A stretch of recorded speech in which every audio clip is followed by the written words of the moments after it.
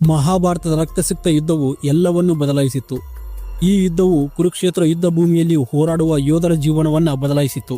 ಮಾತ್ರವಲ್ಲದೆ ಈ ಭೀಕರ ಯುದ್ಧದ ನಂತರ ಪಾಂಡವರು ಮತ್ತು ಶ್ರೀಕೃಷ್ಣನು ಸಾಕಷ್ಟು ನೋವನ್ನು ಅನುಭವಿಸಿದರು. ಮಹಾಭಾರತದ ಯುದ್ಧದ ನಂತರ ಏನಾಯಿತು?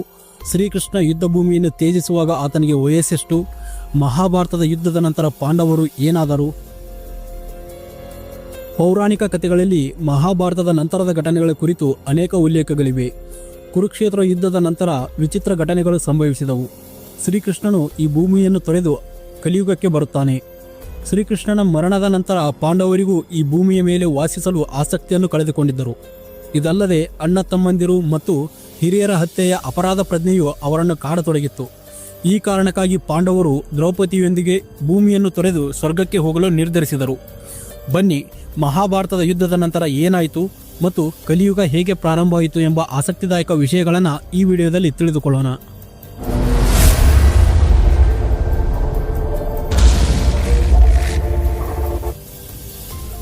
ಮಹಾಭಾರತ ಯುದ್ಧದಲ್ಲಿ ಪಾಂಡವರು ಗೆದ್ದದ್ದು ಎಲ್ಲರಿಗೂ ಗೊತ್ತು. ಆದರೆ ನಂತರ ಏನಾಯಿತು ಎಂಬುದು ಕೆಲವು ಜನರಿಗೆ ಮಾತ್ರ ತಿಳಿದಿದೆ. ಮಹಾಭಾರತದ ಯುದ್ಧದ ನಂತರ ಪಾಂಡವರ ಜೀವನ ಹೇಗಿತ್ತು ಮತ್ತು ಶ್ರೀಕೃಷ್ಣನಿಗೆ ಏನಾಯಿತು, ಪೌರಾಣಿಕ ಕಥೆಗಳ ಆಧಾರದ ಮೇಲೆ ಏನಾಯಿತು ಎಂಬುದನ್ನು ತಿಳಿದುಕೊಳ್ಳೋಣ. ಕುರುಕ್ಷೇತ್ರ ಯುದ್ಧವನ್ನು ಗೆದ್ದಂಥ ಪಾಂಡವರು ದ್ರೌಪದಿಯೊಂದಿಗೆ ಹಸ್ತಿನಾಪುರವನ್ನು ತಲುಪಿದರು. ಅಲ್ಲಿ ಗಾಂಧಾರಿ ಮತ್ತು ಧೃತರಾಷ್ಟ್ರರು ದುಃಖದಿಂದ ಪಾಂಡವರಿಗೆ ಪಟ್ಟಾಭಿಷೇಕವನ್ನು ಮಾಡಿದರು. ಧೃತರಾಷ್ಟ್ರ ಮತ್ತು ಗಾಂಧಾರಿ ತಮ್ಮ 100 ಜನ ಪುತ್ರರನ್ನು ಕಳೆದುಕೊಂಡು ದುಃಖದಲ್ಲಿದ್ದಾಗ ಶ್ರೀಕೃಷ್ಣ ಅವರನ್ನು ಸಮಾಧಾನಪಡಿಸಿ ಧೃತರಾಷ್ಟ್ರ ಮತ್ತು ಗಾಂಧಾರಿ ಪಾಂಡವರನ್ನು ಆಶೀರ್ವದಿಸುವಂತೆ ಮಾಡುತ್ತಾನೆ. ಗಾಂಧಾರಿಯು ಪಾಂಡವರಿಗಿಂತ ಶ್ರೀಕೃಷ್ಣನ ಮೇಲೆ ಹೆಚ್ಚು ಕೋಪಗೊಂಡಿದ್ದಳು. ಏಕೆಂದರೆ ಮಹಾಭಾರತದ ಯುದ್ಧದಲ್ಲಿ 100 ಜನ ಕೌರವರು ಮರಣ ಹೊಂದುತ್ತಾರೆ ಎಂಬುದು ಶ್ರೀಕೃಷ್ಣನಿಗೆ ಮೊದಲೇ ತಿಳಿದಿತ್ತು. ಆದರೂ ಅವನು ಯುದ್ಧಕ್ಕೆ ಸಹಾಯ ಮಾಡಿದನು ಎಂಬುದು ಆಕೆಯ ಕೋಪಕ್ಕೆ ಕಾರಣವಾಗಿತ್ತು. ಅಷ್ಟೇ ಅಲ್ಲ, ಶ್ರೀಕೃಷ್ಣನ ಮನಸ್ಸು ಮಾಡಿದರೆ ಯುದ್ಧವನ್ನು ನಿಲ್ಲಿಸಬಹುದಾಗಿತ್ತು. ಆದರೂ ಯುದ್ಧ ಮಾಡಲು ಮುಂದಾದನು. ಇದರಿಂದ ಗಾಂಧಾರಿಗೆ ತುಂಬಾ ಕೋಪ ಮತ್ತು ದುಃಖಕ್ಕೆ ಒಳಗಾಗಿದ್ದಳು. ಗಾಂಧಾರಿ ಶ್ರೀಕೃಷ್ಣನನ್ನು ಶಪಿಸುತ್ತಿರುವಾಗ ಶ್ರೀಕೃಷ್ಣನ ಮುಖದಲ್ಲಿ ಸ್ವಲ್ಪ ನಗು ಮೂಡಿತ್ತು. ಆ ಮುಗುಳ್ನಗುವನ್ನು ಕಂಡು ಗಾಂಧಾರಿಯು ಇನ್ನಷ್ಟು ಕೋಪಗೊಂಡು ತನ್ನ ಕುಲವು ನಾಶವಾದಂತೆ ನಿನ್ನ ಕುಲವು ನಾಶವಾಗಬೇಕೆಂದು ಶ್ರೀಕೃಷ್ಣನನ್ನು ಶಪಿಸುತ್ತಾಳೆ.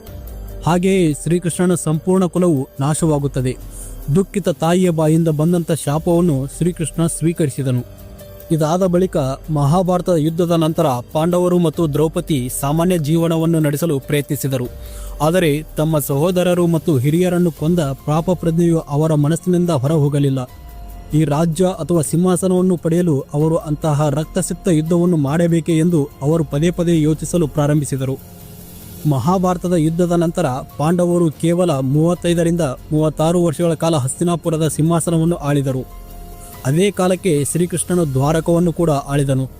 ಆದರೆ ಅವನ ಸುತ್ತಲೂ ಹೆಚ್ಚುತ್ತಿರುವಂಥ ಭೀಕರ ಘಟನೆಗಳಿಂದಾಗಿ ಶ್ರೀಕೃಷ್ಣನಿಗೆ ಭೂಮಿಯ ಮೇಲೆ ವಾಸಿಸಲು ಆಸಕ್ತಿ ಇರಲಿಲ್ಲ. ಮಾನವನ ದೇಹವನ್ನು ತೊರೆದು ವೈಕುಂಠಕ್ಕೆ ಮರಳಲು ಮುಂದಾದರು. ಆಗಲೇ ಹೇಳಿದ ಹಾಗೆ ಶ್ರೀಕೃಷ್ಣನು ಗಾಂಧಾರಿಯಿಂದ ತನ್ನ ಯದುವಂಶವು ನಾಶವಾಗಲೆಂದು ಶಾಪವನ್ನು ಪಡೆದಿದ್ದನು. ತಾನು ಈ ಭೂಮಿಯ ಮೇಲೆ ಇರುವಾಗ ಈ ಶಾಪವನ್ನು ಪೂರೈಸಲು ಸಾಧ್ಯವಿಲ್ಲವೆಂದು ಶ್ರೀಕೃಷ್ಣನಿಗೆ ತಿಳಿದಿತ್ತು. ಯಾರ ಕೈಯಿಂದ ತನ್ನ ಸಾವು ಖಚಿತ ಎಂಬುದು ಕೂಡ ಶ್ರೀಕೃಷ್ಣನಿಗೆ ಮೊದಲೇ ಗೊತ್ತಿತ್ತು. ಹಾಗಾಗಿ ತನ್ನ ಸಾವಿನ ದಿನ ಸಮೀಪ ಬಂದಾಗ ಕಾಡಿನಲ್ಲಿ ವಿಶ್ರಮಿಸಲು ಹೋಗಿ ಬಾಣಕ್ಕೆ ಗುರಿಯಾಗುತ್ತಾನೆ. ಈ ಬಾಣವು ಶ್ರೀಕೃಷ್ಣನ ಕಾಲಿಗೆ ತಗುಲಿ ಬಾಣದಲ್ಲಿದ್ದಂಥ ವಿಷವು ಶ್ರೀಕೃಷ್ಣನ ದೇಹವನ್ನು ಸೇರಿಕೊಂಡಿತ್ತು.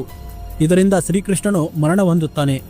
ಭಗವತ್ ಪುರಾಣದ ಪ್ರಕಾರ ಶ್ರೀಕೃಷ್ಣನು ಭೂಮಿಯನ್ನು ತೊರೆದಾಗ ಅವನಿಗೆ 125 ವರ್ಷ ವಯಸ್ಸಾಗಿದ್ದವು.